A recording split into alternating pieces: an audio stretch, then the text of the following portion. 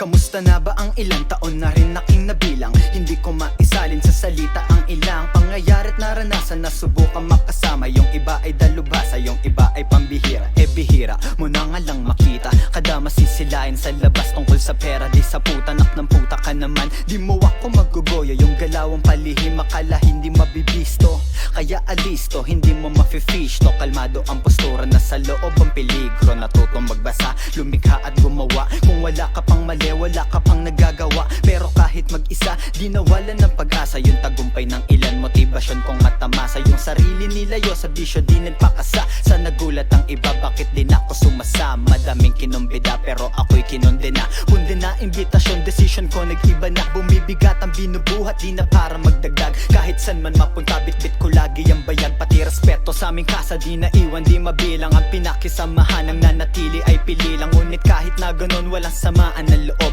Kamusta at kamayan, kada magkakasalubong. Kasi kalmado at banayad ang takbo. Madami man ang kumalaban, tumalikod ay hindi to hihinto. Patunay lang na nasa sala ang aking mga kasama, kaya mga tunay lang sa sala ang aking kasama.